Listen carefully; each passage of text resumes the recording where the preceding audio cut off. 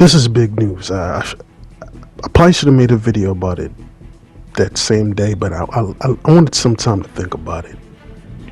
I just realized as an Eagles fan, and guys, I'm gonna do more of these videos. I'm gonna get back on my sports and pump out more consistent videos each week for you guys as I get adapted with the new Share Factory studios on the PS5.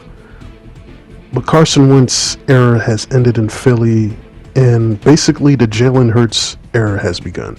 Carson Wentz will be traded for a third and a conditional second round pick. Now, when they say a conditional second round pick, it's based off of if Carson Wentz plays about, let's say 70 to 75% of his snaps, it can turn into a first round pick. And I'm pretty sure Colts fans don't care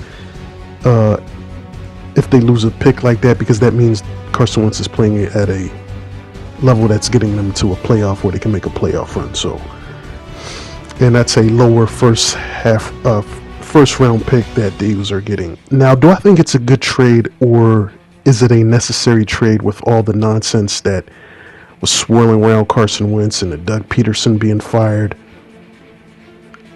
Here's how I'll put it. It's a trade that that was necessary.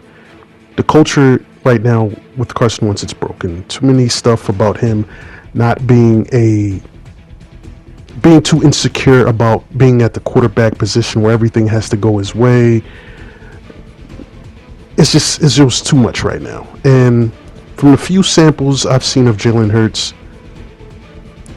I think Nick Sorensen, and if you got a good coaching staff, they can get a lot out of Jalen Hurts with his ability and make him a really good quarterback. Elite quarterback, I'm going to have to see more and see how he reads defenses, different coverages, exotic looks. Does he recognize it?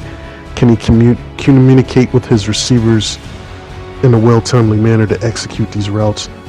That's for, down the road, and hopefully he can turn into that guy as an Eagles fan. But the Carson Wentz era is over as an Eagles fan.